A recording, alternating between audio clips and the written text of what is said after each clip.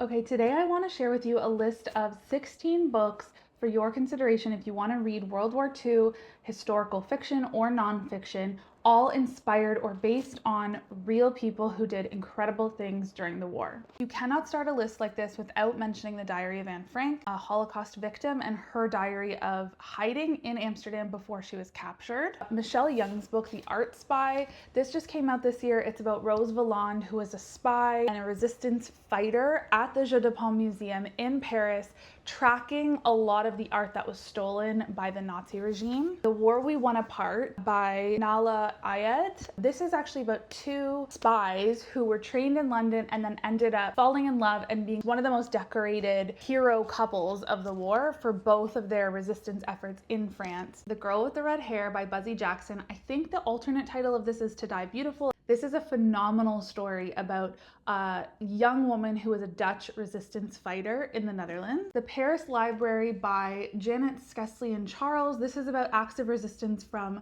the librarian staff at the American Library in Paris. Then we have Lilac Girls by Martha Hall Kelly, a really moving story about female victims and survivors of concentration camps and the medical experiments that were done to them. Then we have The Brothers of Auschwitz by Malka Adler. This is another heartbreaking and beautiful story about Holocaust survivors. Then we have Sisters of Night and Fog by Erica Roebuck, really moving book about French resistance fighters. We have two by Natasha Lester. So the first is The Riviera House.